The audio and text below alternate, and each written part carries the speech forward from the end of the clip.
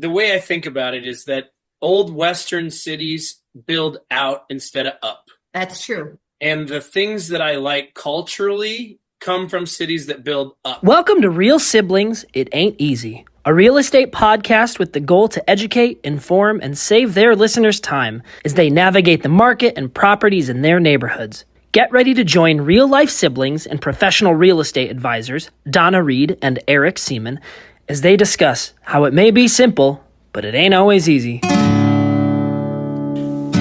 time I think about the places I have known, I realize that times have changed. So I'll do what I can to make this house into a home. Yeah, yeah. Hi, everybody. Welcome to Real Siblings. It Ain't Easy, a real estate podcast that just ain't typical. I'm Donna, and he's Eric. Eric isn't with us tonight. We are the Real Siblings, and there's been one or two other times where we were not both available for this.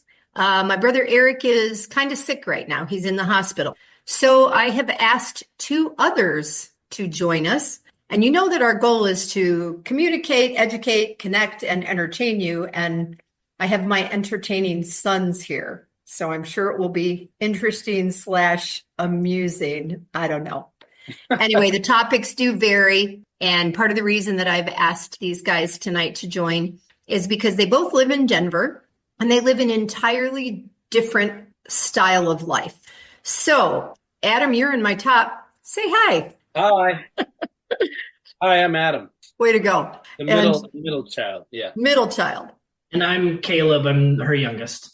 And for those of you that listen regularly, you know that I do the video and then Eric takes the audio and converts it to the podcast where you can listen to us on Spotify or YouTube or wherever. And both of these two sons have been involved in some of the production of that over time. Adam does a little bit of music. And Caleb, I think you read something, right? I think so. He recorded something. So what we're going to talk about tonight, Caleb and his wife just went through a new home purchase. That was a little bit of a nightmare. And Caleb, before we get into the details, why don't you tell the listeners a little bit about the fact that you already owned a home and just what the process was intended to be? Yeah, I bought a house with my wife a few years ago in 2020. We're first-time home buyers. We bought a townhome that shared a wall with another house. It didn't really have a backyard. It didn't have a basement.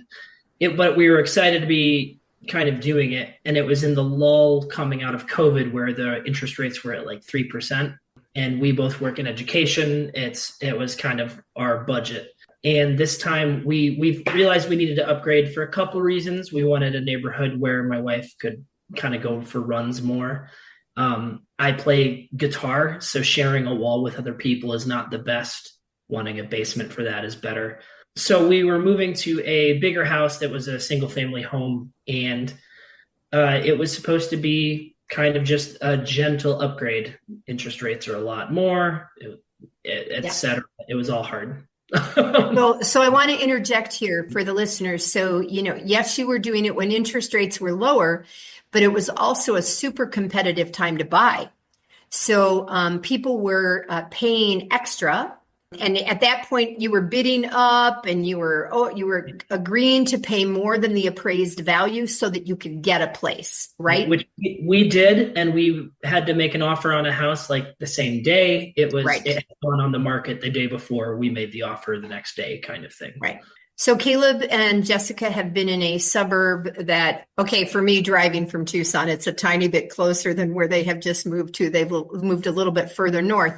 Adam, on the other hand, rents. And Adam lives, I'm going to say, in the city. And this is, you guys, a Tucsonan talking, in my air quotes. Downtown, right? Downtown. The dead center. But I don't even know if that's the case. So Adam, tell the listeners a little bit about where you live and how you live and why you choose to live where you live. So I live in a neighborhood called Capitol Hill, which is walking distance from downtown and potentially, but really maybe a 10-minute drive to downtown. The way I look at the map, I think of it as being dead center of Denver, but truthfully, downtown is probably the center technically. I agree with you, though. When considering all the suburbs and whatnot, I'm a little bit east of downtown, and I rent, and I like walkability and the amenities that come with a major city. I like being close to those at this point in my life. So that's why I rent and live in the middle of town. And that includes for you buses and trains, right? Like not just. Yes and no. There's Okay. the bus system is close by, but Denver is still very much a car city. Okay. And even though there's a train system and a bus system, they're not so convenient that people take them unless they have to. I think of the light rail as a thing that people use to go to football and baseball games. Sure. Because there's bad parking for the stadiums. Yeah. So it's like straight lines from the airport to places. Ah. Not really anything else. I take the train to and from Union Station to the airport Right. almost every time I fly. Oh, that's interesting. Okay. And it's about a 30-minute train ride, 35 minutes maybe. But better than driving and parking and leaving the car there and stuff. For me, yeah, I'm single. I live alone, as you all know, as you both know. Well, not Just everybody knows that. But we know surprise. Yeah, that. no. yeah, I decided to let you know here. I got married yesterday. No, but I just like cities. I used to live in Brooklyn, and You lived in Chicago? yeah, in Chicago, and I like the walkability and the feeling of major cities and being able to walk. Yep. That said, I don't walk to places in my neighborhood that often. I have a coffee shop that I walk to. I have a grocery store, because usually if I'm going to one of those walkable places, I'm going further right afterward. Yeah. So Yeah. even though my local coffee shop is 2 blocks away, I'm usually driving from there to work or another part of town. Yeah. Yeah. You could walk, though, right? I could walk. I want to know that And I could, and then I'm not going to. Yeah, I want right. the option.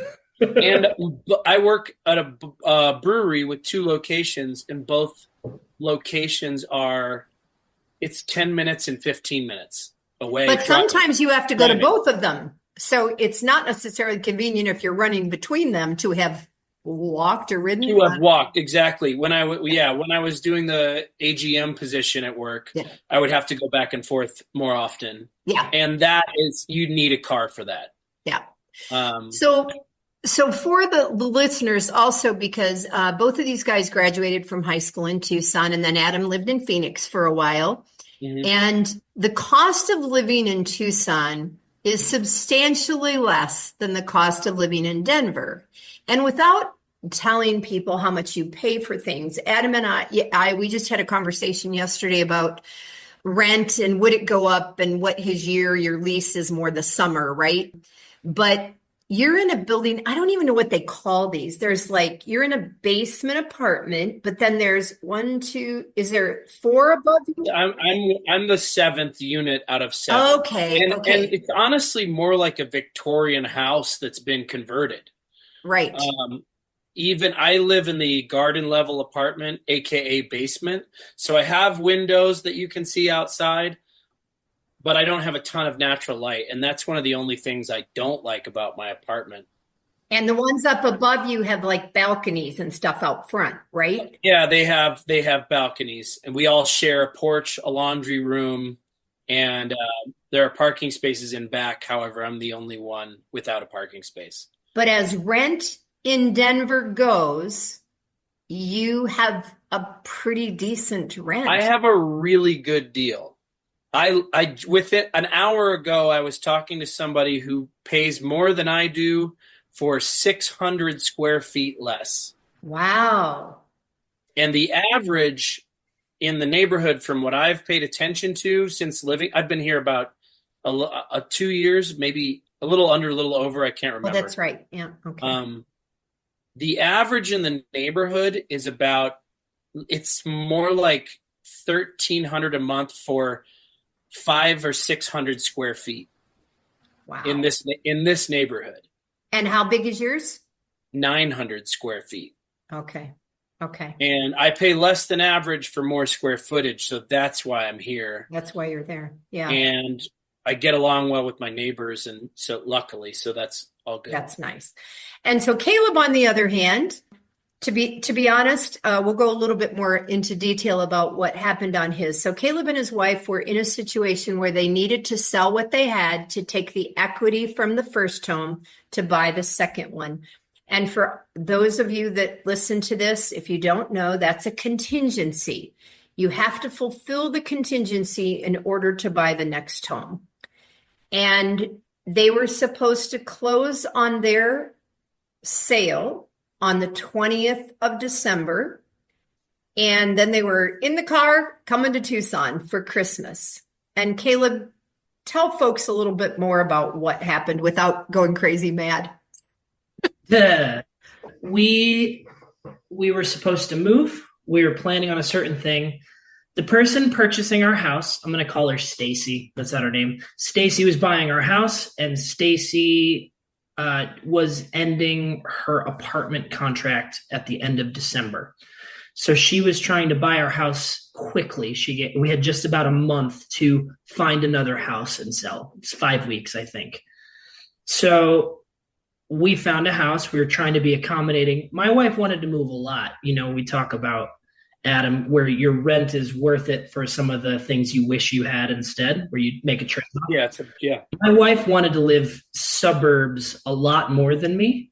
I'm a lot farther from work now. I did my first drive to work yesterday. We had snow, and it was 50 minutes. It's like, that's bad.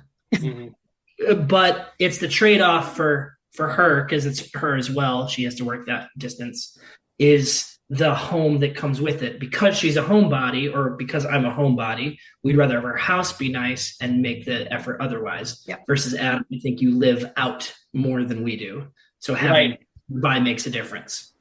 Anyways, we found a house we liked. We were very excited by it. And we were supposed to close, and we knew we work in education. We had a week and a half off. So we were going to go to Tucson, come back and move, but close right before we left. The person buying our house had, through a series